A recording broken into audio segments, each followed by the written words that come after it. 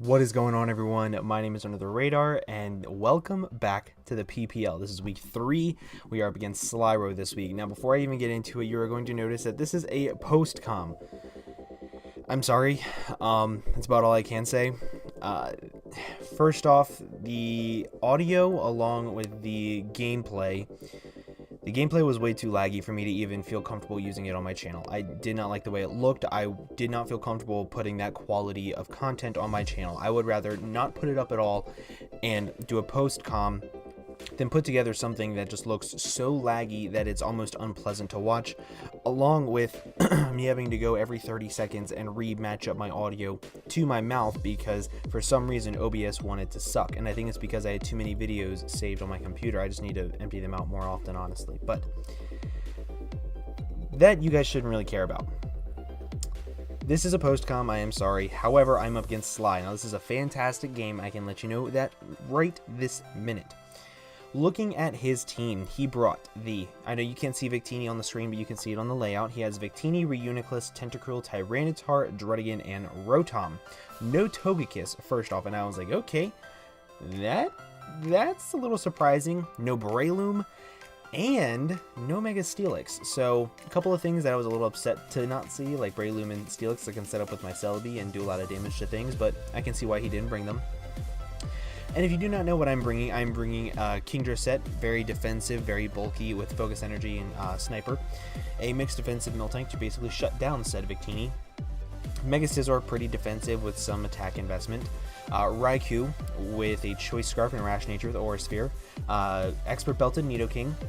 And a Celebi with Swords Dance Baton Pass. Now, I'm going to say, right this second, I'm sorry. Let's hop into the game. So as you're going to see, Sly is issuing the challenge. Not that it's really that big of a difference, but he's going to lead off with his Victini. Now, I'm going to lead off with my Kingdra, as I said. Now, I'm going to actually pause it right here. As you can see, he withdrew his Victini, instantly telling me that he is sub-Victini to me, because if he's Choice Scarf, he doesn't want to lock himself into something knowing he cannot kill my Kingdra, and if he wanted to scout it, he would be able to set up a sub, scout, get leftovers, and then switch out and see what I'm going to do from there. Then he could know what he's going to go into. So instantly, turn 1, I think he's sub Victini, sub Will-O-Wisp, sub 3 attacks, something. I think he's sub, and that influenced so much of the entire game that I can't even put that into words how much that changed the game. Okay, so he is going to withdraw his Victini, and he's going to go into his Choo-Choo, which is his Reuniclus. As I just set up a Focus Energy turn 1, I lose nothing from setting up a Focus Energy, and I don't really see a reason why I shouldn't. So, as you're going to see it right here, I'm going to just fire off a Draco Meteor, and this should do about 88% minimum, but as you're going to see, it's going to do a whole lot less, closer to about 75%, maybe even a little bit less than that. So that tells me he's Spadef or AV. As he goes for the Psychic, I'm going to say that he is not Special Attack Investment, so I think he is actually Spadef and not AV, and then the leftovers confirm that. All in one turn, that's what went through my head. He's going to withdraw right here, expecting me to go for another Draco Meteor or Surf, thinking that I can actually, that the -2 matter.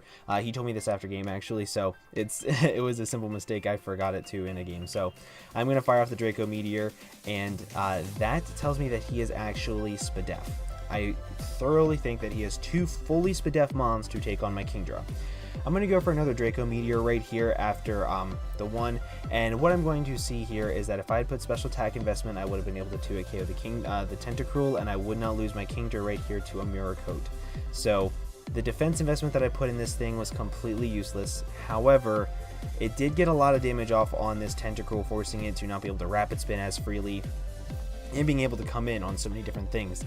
I'm going to send in my Miltank because I need my rocks up. I need to get him up for the Rotom. This is going to be a massive problem for the entire game. Along with setting them up for the Victini, I need to get the 25% off so that way if he subs up, he has less amount of subs. I'm going to switch out right here expecting the Will-O-Wisp. I do not want my Miltank to get burnt, and as you're going to see, he does in fact go for the Will-O-Wisp after the Shiny and Pressure all goes off. I went in my Raikou because it's the only thing I can risk getting burnt. So he's going to go for the Will-O-Wisp right here. Not the biggest of deals, honestly. The biggest deal in general was the fact that now my Raikou is going to be taking burn damage. And my Raikou is a big win condition this game, and switching into it to having it get burnt was actually a massive misplay that I'm seeing now. So I'm going to go for the Shadow Ball right here because I figured I might as well get a lot of damage off on it, and his main switch into this thing is going to be the Reuniclus, and I get another crit, so that's like the 4th crit of the game already. 3 of them were with Critter though. So as you're going to see, he is forced to switch out. So I'm going to switch out myself, expecting the Tyranitar to come in as I go into my Miltank, because I'm going to be able to get off an EQ on it. I'm not going to allow it to set up his rocks, things of that nature. But what he is going to go into is he's going to go into his Metroid, which is the Tentacruel, forcing it to take rocks damage, and it risks him being able to die to a Body Slam if he's not running Speed Investment, which he's not, so I'm going to be able to kill him with a Body Slam, and that is Tentacruel down early, and that means that hazards are here to stay on his side of the field, and as you're noticing, his Reuniclus is Regenerator, not Magic Guard, so that's really important for like late game to make sure that I can kill him with that extra 12% chip damage.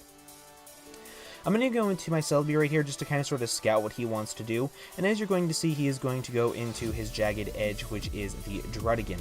Now, this Druddigon, it's something that I don't really consider setup fodder, however, it is something that I can set up against to scout its set. I will outspeed it, and I'm able to set up a Swords Dance and see what he wants to do. So I am going to go for that Swords Dance right here, and that Swords Dance, it's not the main way that I want to win anymore. He is going to set up his rocks, which showing me he's a more defensive set, so I need to scout for Dragon Tail. First, before I Baton Pass into my Nidoking and take unnecessary damage, I need to scout for Dragon Tail, so I'm actually going to stay in here and go for the Seed Bomb.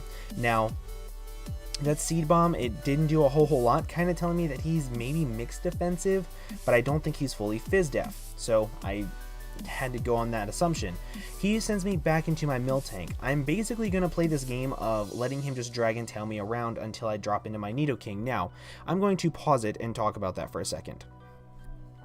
There is actually a big problem with that. If I let him just Dragon Tail my entire team around until I get dropped into Nidoking, I'm taking a lot of unnecessary damage on my entire team, which it may or may not matter depending on the Victini set, how bulky the Rotom is, and if the Reuniclus has Recover. If he's just like leftovers with Regenerator, he might not have Recover. So if he is depending on those 3 things, depends on whether or not me taking this unnecessary damage is good or not. But in hindsight, I'm going to say it was not a good decision on my part, and I could have been in a lot of trouble if I didn't play it properly, or if I didn't get lucky enough with the Dragon Tail hits. So let's go ahead and hop back into it. I'm going to stay in to go for Earthquake, as I said, letting him just Dragon Tail me into basically whatever I think is necessary, or whatever he can. I get another crit, which is the 5th crit of the game. He's going to Dragon Tail me out, and that's going to put me at a pretty low amount of health, making my ability to wall the Victini a little bit less likely. And I'm going to get sent into my Raikou. Now, this is where I was talking about having it get burnt was a really big misplay on my part, because now I'm taking rocks and I'm taking burn every single turn I come in, or every single time I switch it in, I'm taking burn damage. So it's a very, very bad decision on my part to let it get burnt. I'm taking too much damage, and this thing is too much of a win con. He goes into his Tyranitar right here as I clicked Volt Switch, because I knew I could kind of sort of just scout it. I could go into my Miltank, but then again, I'm right back to the situation to where I'm in a very, very bad idea. I'm going to go for the Volt Switch right here, and that confirms to me that he is not like bulky of some sort. He is more than likely a choice Scarf set. So what I want to do is I actually want to kind of sort of scout it out right here. I'm going to kind of bluff the Scarf a little bit, and I'm going to kind of sort of make him think that I'm Scarfed. I haven't changed up my moves just yet. And right here I'm going to go for the EQ as the Reuniclus comes in. Now, when the Reuniclus comes in, it's going to be taking this Earthquake. It's not boosted by Expert Belt. It's not boosted by really anything, except I'm going to get... oh wait, no, not this turn. I just did a lot of damage to it with Earthquake. It did a whole lot, confirming to me that it is actually Spadef and not anything else. But...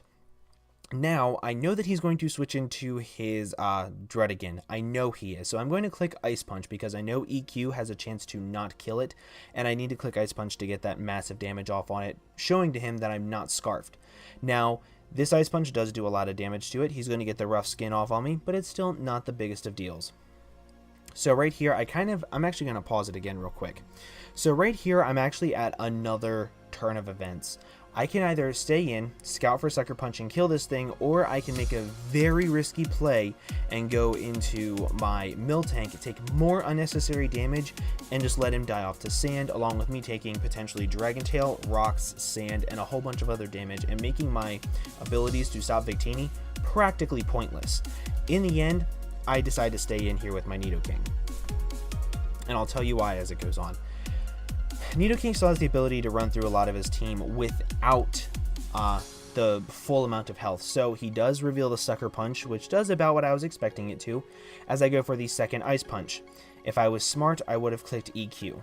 And that's another massive misplay on my part. I took more rough skin damage, and that was a very big misplay on my part again, because while the health isn't super important, it is a little important. He went into his T-Tar, Choice Scarfed, instantly. I knew it was Choice Scarfed right away, just by the way he brought it in. So, the way I'm going to scout for that, I'm going to switch into my Celebi. I know for a fact my Celebi is faster. My Celebi is the least useful thing. Everything on his team can beat it 1v1, except for Reuniclus, but even then, if it's Calm Mind with Shadow Ball, it can beat me.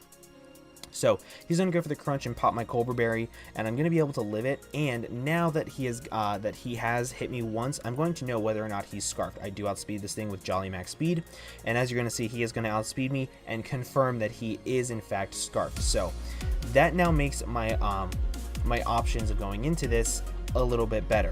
Now I'm going to pause it again right here. You're going to see that I went into my Mega Scizor. That was a very good play on my part. That was probably one of the best switch-ins I could have done. Anything else on my team didn't want to take a crunch.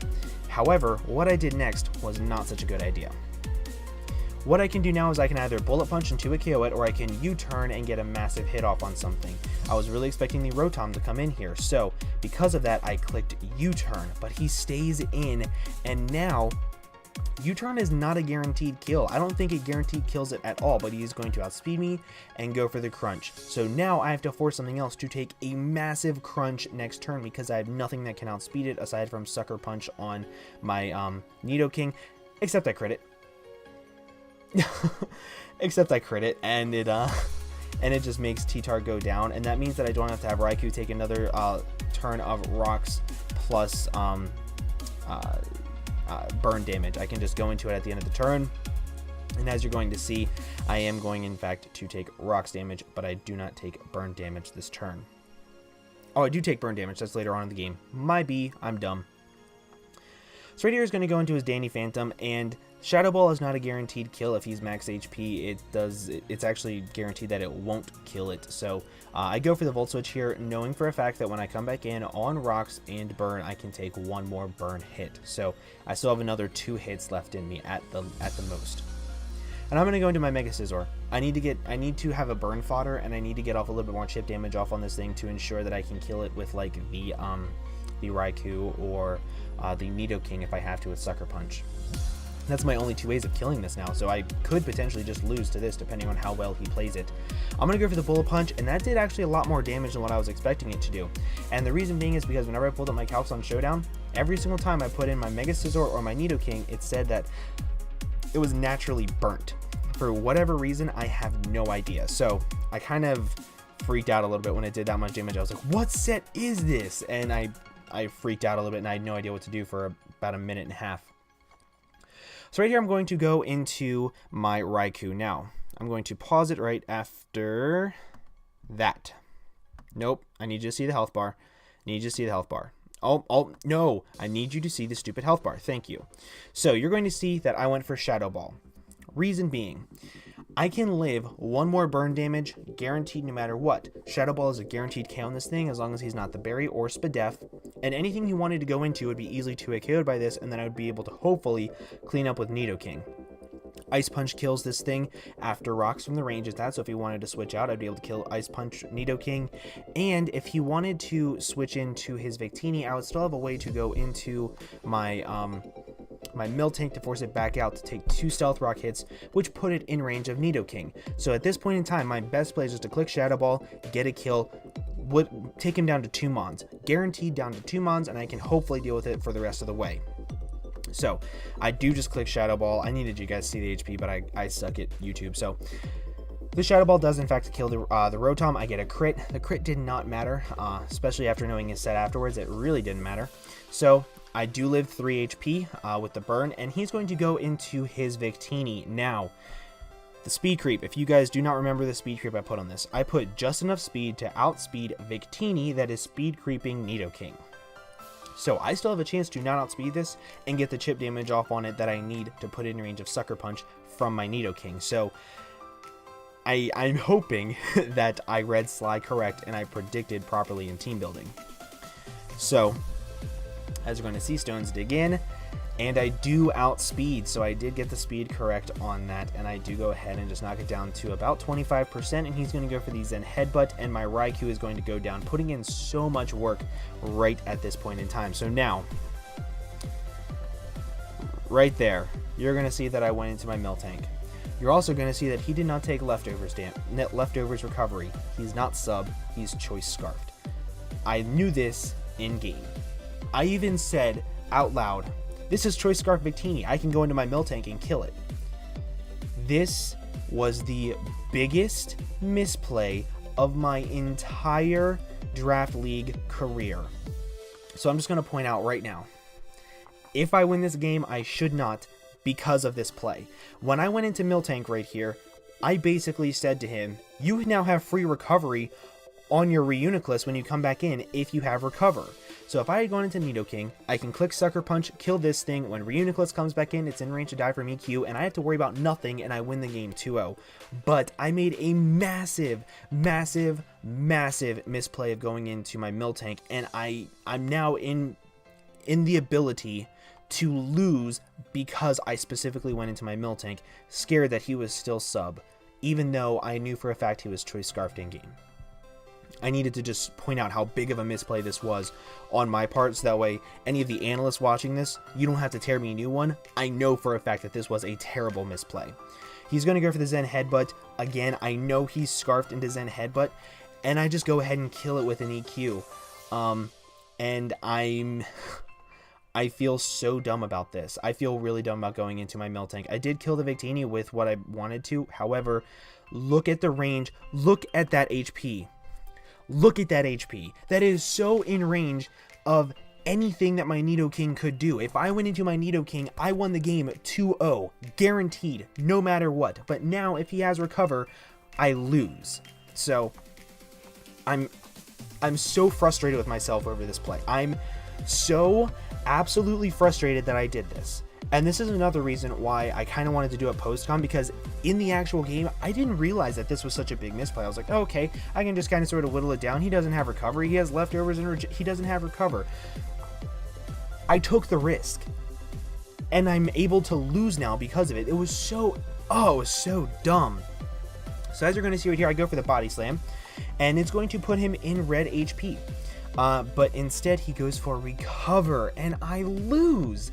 I lose this game now, specifically because he clicks Recover. Unless I get a crit, unless I am able to para him multiple times in a row, or I'm able to do something against him. I go for another Body Slam, hoping for the para to slow him down to maybe get some hacks to try to make it so I have a chance. So I'm going to go for another Recover, get almost back up to full health after Leftovers. I have no way of killing this thing now. I have literally no way of killing it. Right here, I click Body Slam, and I'm just trying and praying that he can't kill me with a Psychic. I get a crit. Bam! I get a crit. I'm now back into this game. The only way I can win is if Sly doesn't expect Sucker Punch. That is the only way. That crit now puts me back in contention. If I win this game, it's only because of hacks. Literally only because of hacks. Otherwise, I would be losing this game 1-0, not only because of misplays that I made early on with in team building with the Kingdra set, but because I made misplays in the game at the very end, because I didn't focus on what I knew and I didn't go with my gut on what that Victini was.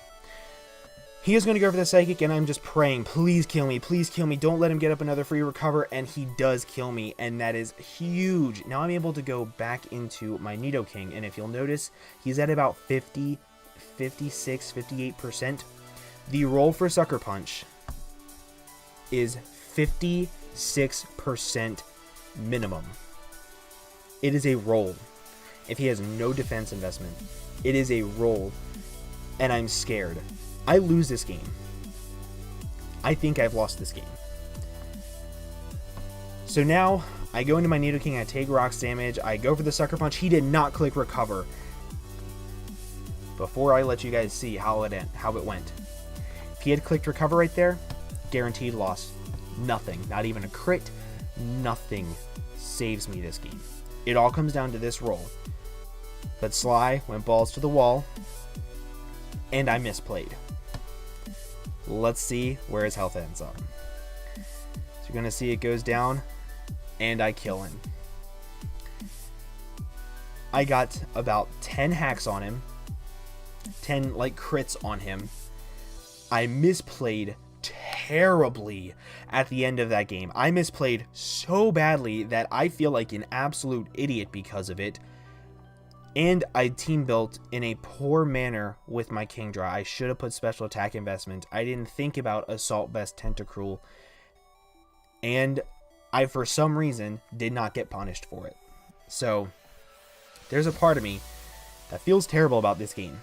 I thought I felt terrible last week against Shroom. But this time, I won only due to hacks. Last week, they might have had me lose the game. They definitely could have affected the differential. But in this game, that crit at the very end of it, it gave me a chance. I won only because of hacks. And I'm turning into that guy that's winning all of his league matches because of hacks, and I feel absolutely terrible about it. I don't feel I deserve this win.